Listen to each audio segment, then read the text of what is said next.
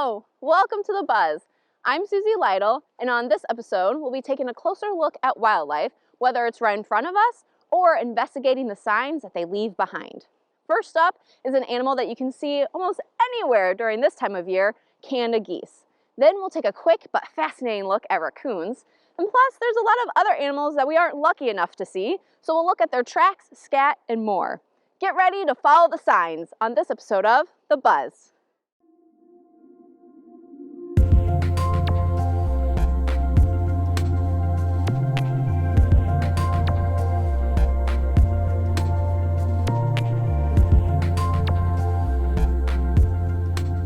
Last month on The Buzz, we talked about common backyard birds. Well, here's another common bird to add to your list. I don't think you'll need help identifying it, but you may need help appreciating it. Canada geese are all around us. They swim in our waterways, munch on our lawns, poop all over our preserves, and they honk high in the skies. They may seem run-of-the-mill, but the more you learn about them, the more you'll be able to see their beauty. We're probably all very familiar with the Canada geese's black heads and necks, striking white cheek patches, and gray and brown bodies. But did you know that our geese in Illinois are actually the largest subspecies of Canada geese? These are technically called giant Canada geese, making them the largest geese in the world. These geese can weigh from 5 to 14 pounds and could get up to 20 pounds. It's hard to imagine a time where we weren't surrounded by geese, but in the 1900s, they were actually near extinction. They were struggling due to overhunting and habitat loss. Luckily, with the help of bird protection laws and bird banding research programs, these birds made a great comeback. Banding still takes place each year because it still helps scientists learn about their migratory pathways and their lifespans. Now you can find Canada geese almost anywhere near water, grass, and agricultural lands. This makes our parks, golf courses, and neighborhoods perfect homes. Our preserves, like Money Reservoir, along with Lake Renwick and McKinley Woods, among some others, are hot spots as well. Geese need open water so they can flee from predators. You may notice them hanging out around the edges so they can make a quick getaway. They also like manicured lawns for that tasty grass, but the open views help them to keep a lookout for predators. Water is an important element for food and safety, so if the water freezes, the geese must move on. The geese will migrate south anywhere from 2,000 to 3,000 miles. And if the conditions are right, they can go 1,500 miles within 24 hours. You'll probably notice groups flying overhead. You may notice that geese will fly in a V formation, and this is to break the strong headwinds. When they break those winds, it creates an extra boost of lift for the birds in the back. Studies have shown that this kind of formation only uses half the energy that flying alone would or any other configuration. You may even notice that our jets will do the same kind of V formation for the same reason. It saves fuel. You may hear them honking above. Honking is a way of communicating travel plans and when to switch out the driver.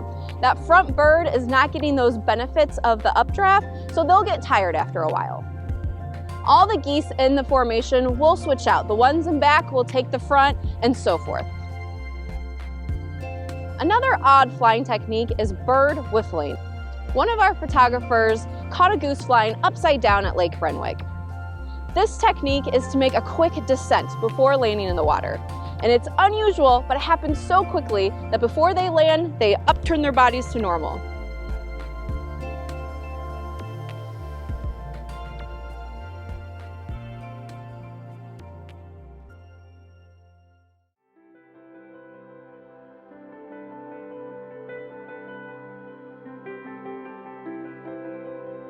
As development in the area increases and we have nice heated ponds and beautiful manicured lawns, the need for migration decreases. If the geese have everything here, why leave? That being said, you may still notice more geese in the winter. Here at Money Reservoir, sometimes there's thousands in the water and all over the grass. And this is because the birds up north still need to come down to get more resources for survival to brave those cold elements.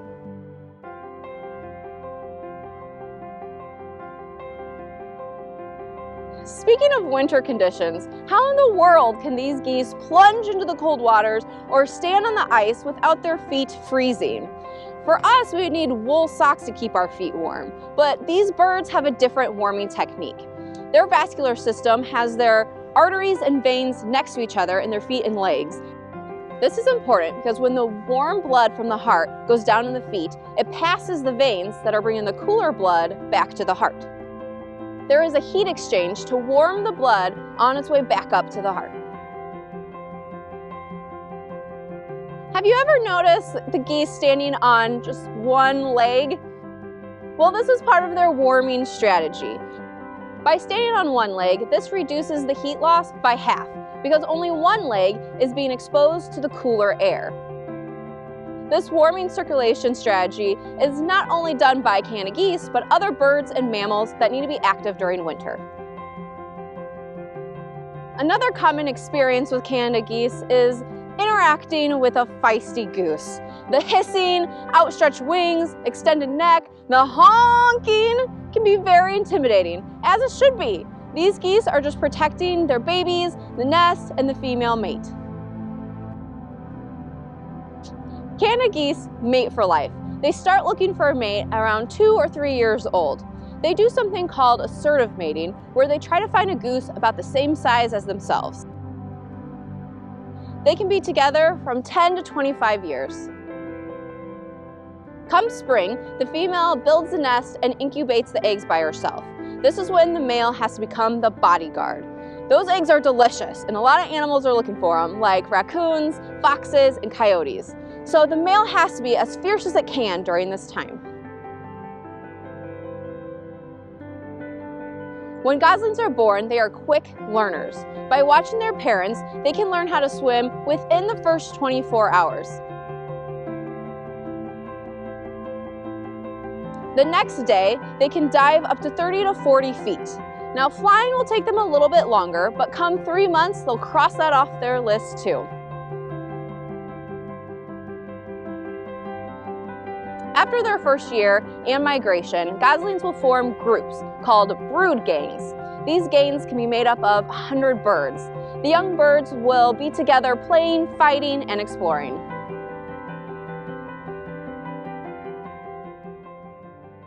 Living with geese can be challenging at times. I'm sure if you're a regular visitor at Moni Reservoir or any other of our preserves where geese are common, you have had encounters of trying to avoid the scat all over the sidewalks or walking briskly to avoid a hissing male. You may be having these same issues in your own neighborhood. It's all about keeping a balance between our space and theirs. Here at Moni Reservoir, we've tried to scare the geese by using predator decoys. They are metal-shaped dogs that swivel in the wind, and they're placed all around the water. Now, real dogs do even better. There are some places that have volunteer geese dogs on staff that shoo the geese away throughout the day. Other ideas to keep geese at bay are installing motion-activated sprinklers to scare them off, or you could keep your grass super short so they can't eat it, or grow it longer so the geese think that there are predators lurking in the tall vegetation. Removing food sources is always a good idea when dealing with unwanted wildlife. Make sure your garbage cans have secure lids, and try not to feed those geese and other waterfowl bread. It's not healthy to begin with, and this only makes them more comfortable around humans. In line with keeping them healthy is making sure we pick up our fishing line, not only for the Canada geese, but for all the other birds and wildlife. A few years ago, we had to do a goose rescue because one of the geese had a hook stuck in its leg. One of our naturalists was lucky enough to catch the goose and assist it by removing it and cutting the line. However, not all the other birds are as lucky. So make sure you either pack the line out with you or look for one of our white tube receptacles to dispose of it. Canada geese are more than just our noisy neighbors. They have overcome a brush with extinction and now are able to be found all across North America. We can celebrate them being the largest goose, fast learners, and fierce family protectors. So make sure you say hi to the geese, not with carbs, but with a smile and some personal space. That way we can enjoy them all winter long and for seasons to come.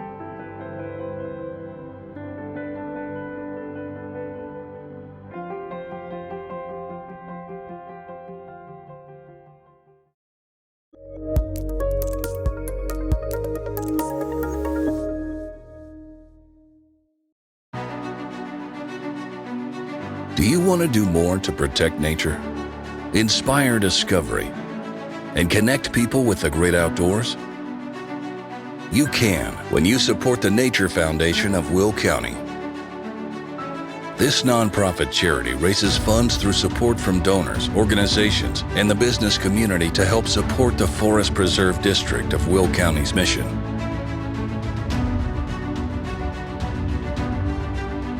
The foundation helps various initiatives take flight. It helps the Forest Preserve secure national touring exhibitions. It pays for new amenities such as campground welcome stations and bike repair stations on Will County's regional trails. It assists with the costs associated with land stewardship, which includes equipment for volunteer workdays and seeding of native plants to restore the land to its original state, which helps enhance not only your outdoor experiences, but local wildlife's as well. There's a lot more work to be done, and we're just getting started. Roll with us on this adventure and become a champion for nature, so future generations can appreciate and explore everything Mother Nature has to offer. Donate today at willcountynature.org.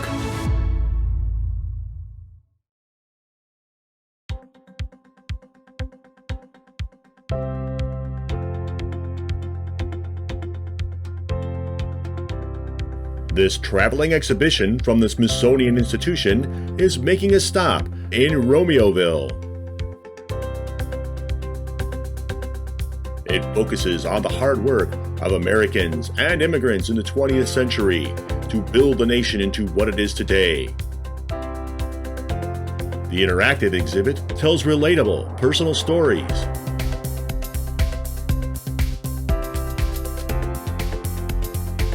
We also work in some local history. This free, all-ages exhibit gives a magnificent snapshot of what American work life once looked like. Hours vary, so visit reconnectwithnature.org and then work your way on over to check it out.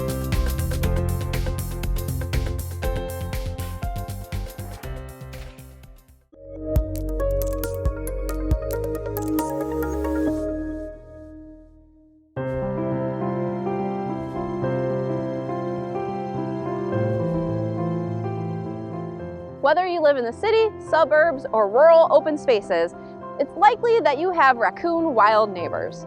They're adaptable critters living in many different climates and habitats, including their native range of North America, but also being introduced in Central America, Europe, and Japan. So let's take a quick moment to learn 5 fascinating facts about these mischievous raccoons. Raccoons have a few nicknames, one being Trash Panda. We know they get in our trash cans, but what kind of food are they really looking for? Raccoons are considered opportunistic omnivores. That means they'll eat vegetation, meat, and really anything else they can grab. In our area, that can include berries, insects, nuts, fish, frogs, bird eggs, and so much more. Raccoons have a long list of foods that they eat, but there's not many things that eat them. In our preserves, coyotes are their main predators. But despite this, they only live about 2 to 3 years. There's many factors that affect their lifespan, including collision with cars and diseases like rabies, distemper, and parvovirus. Like human hands, raccoons have 5 fingers on their front paws. They're dexterous and extremely sensitive to touch. This helps the raccoon recognize objects without having to look at them, helpful for their nocturnal lifestyle. They can boost the sense of touch by wetting their paws, which stimulates the nerve endings. So when it looks like they're washing their food, they're actually getting their nerves more stimulated so they can easily grab and eat the food more effectively. These crafty critters get a reputation of looking like bandits because of that dark mask on their face. Turns out this mask isn't to help them look sneaky, but to deflect light. Just like our sport players wear like black marks on their faces, these dark marks absorb the light instead of having the light bounce in their eyes. At night, the raccoons can use this dark mask to get less peripheral light so they can see the contrast of objects better. Now that it's winter, where are the raccoons? They're not true hibernators, but instead we like to call them deep sleepers. They'll stay in their dens, taking a long nap for a few days or even weeks at a time. They'll go into this type of torpor that lowers their heart rate and metabolism. But eventually they will have to get up, eat, go to the bathroom before they can take a long nap once again. Raccoons are smart and full of personality. They may look cute on the outside, but I'm sure a few of you watching may not be so thrilled to invite them into your backyard. So if you're having some issues with raccoons, consider bringing in your bird feeders at night or putting latches on your garbage can lids. If you have a den nearby, you can play loud music during the day, or when they leave at night, shut it off so they can't get back in. And even with all these strategies, sometimes they may just win. And if this is the case, I suggest putting up a trail cam so at least you can catch their crazy antics on screen.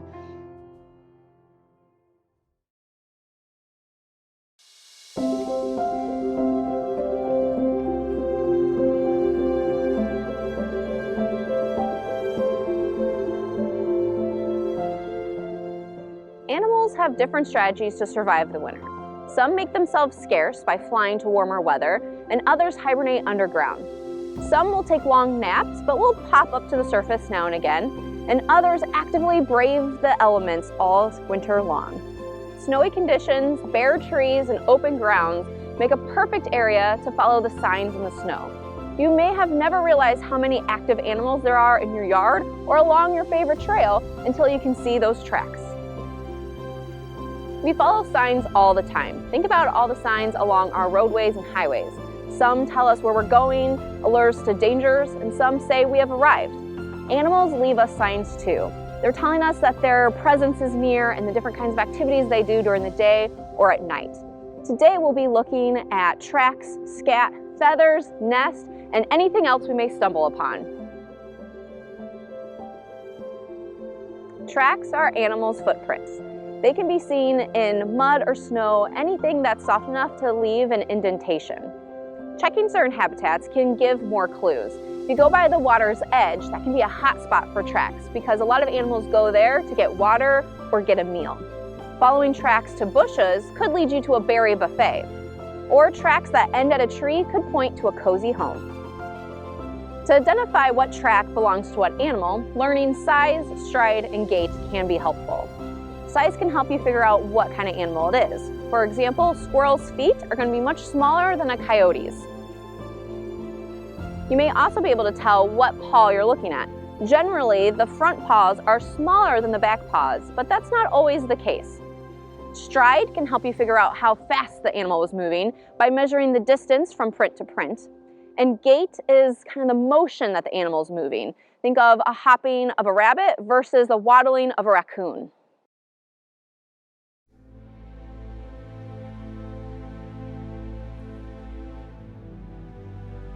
A very popular track is left by canines. This can include coyotes and foxes, but also our family dogs.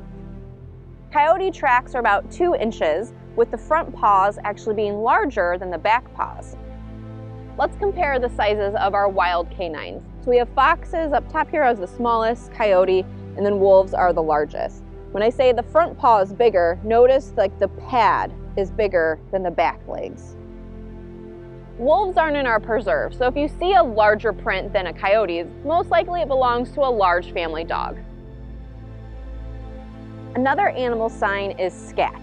Sure, scat is just a fancy name for poop, but it's very beneficial to help us figure out what animal left it, and scientists can use it to find out their genetics, plus more information on their diet and health. In the case of the coyote, scat can be very helpful to help us identify it from a wild animal compared to a family dog.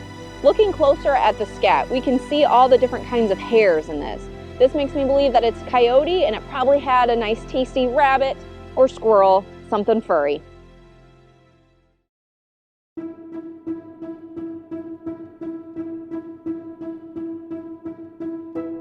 Squirrel tracks are harder to identify because they have such tiny toes.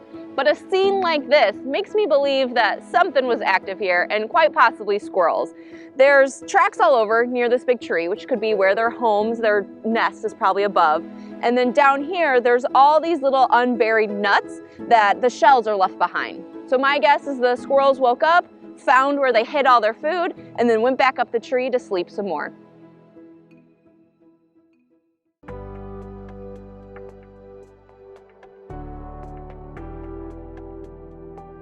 Another common print belongs to a hooved animal, the white-tailed deer. In northern Illinois, deer are the only wild hooved animals we have. Their track's about 2 to 3 inches big, but if you live in other areas that may have elk or moose living alongside the deer, they're going to have much bigger hooved prints. You can figure out where the deer is headed by looking at their track. Follow the direction of the point and you should see the trail keep going. They also look like they have staggered footprints because of their gait.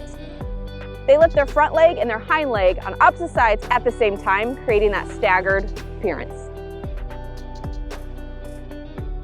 So we found a deer trail, and you can see these prints. They're kind of one hoof at a time, and they tend to be a heart shape. So rounded edges here, and then connecting down to a point. This point will show you what direction they're heading. Depending on the size, you can tell if it's an adult or a young deer is going to be smaller. Some say that you'll even be able to tell by the point. If it's got a really distinct point, it's young. If it's more rounded, it's old because it's just been worn over time. Deer often leave behind another sign, 10 to 15 times a day during the winter and 20 to 30 times a day during the summer. Deer scat looks like a pile of pellets, and it can vary in color depending what they eat, from browns to blacks to greens.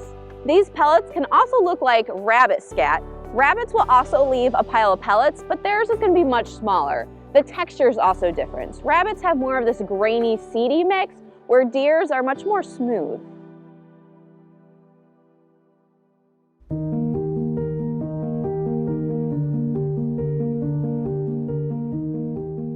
Nocturnal animals are hard to see in action, but they leave us prints so we can follow their movements during the day. Raccoons have similar hands and feet like us. They have 5 fingers on their front paws with a rounded palm, and their back paws also have 5 digits and a kind of longer foot with a rounded heel. A good place to look for raccoon tracks is by the water. They like going to this habitat because they're masters at catching shellfish and opening up the shells with their nimble fingers. Looks like we have found a raccoon trail. It's using this log as kind of like a little highway, and I found a back toe print. So if we look at the front paw, we can see it definitely looks like our little human hands with the 5 digits and a rounded palm. The back paw looks more like our feet with a long heel and still has 5 toes here up top. You may stumble across a log or a stump that's covered in scat. Well, raccoons like to keep clean and orderly and have their bathrooms separate from their bedroom and kitchen. These are called raccoon latrines, and raccoons make a habit of visiting the same log over and over again. So if you find one, you'll see layers of old scat, new scat, and everything in between.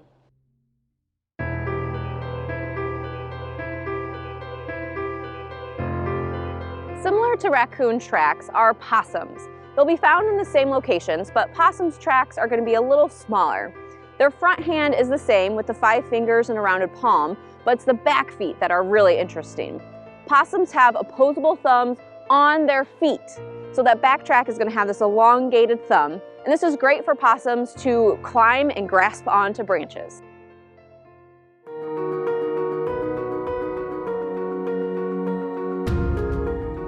A lot of the tracks we talked about today are all belonging to mammals. That's because mostly everything else is underground. But birds are still up and about and leave signs of their own. At your bird feeders, you can find bird tracks. Now, depending what bird group they belong to, their toes are going to be different.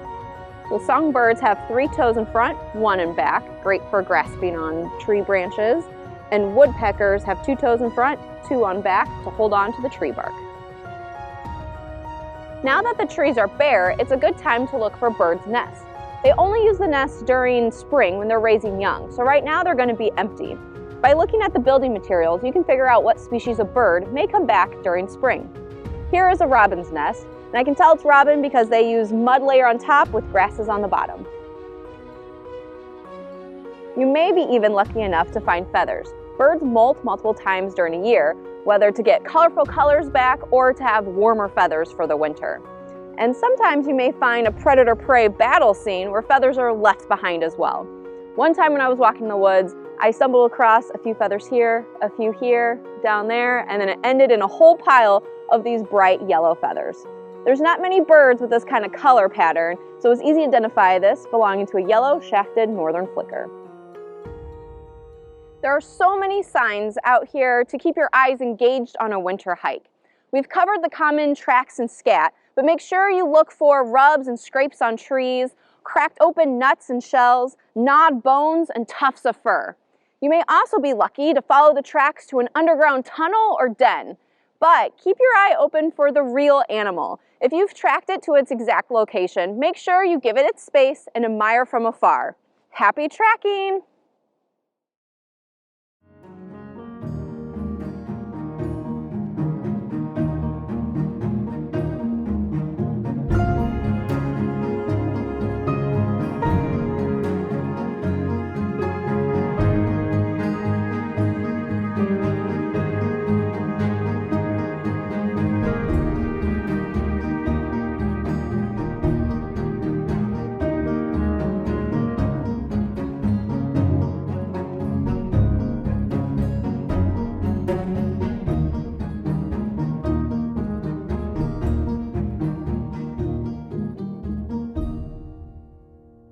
We've covered some underrated animals this episode, and now that you know more, I hope you smile when you see them. Share the love by telling your family and friends a new fun fact about geese and raccoons. Then take them on a winter hike to see if you can find tracks left by our wild animals. Need a new trail to explore? Map your next adventure at reconnectwithnature.org to check out maps, wildlife articles, and more. I hope to see you leaving your own tracks, but until then, I'll see you next time on The Buzz.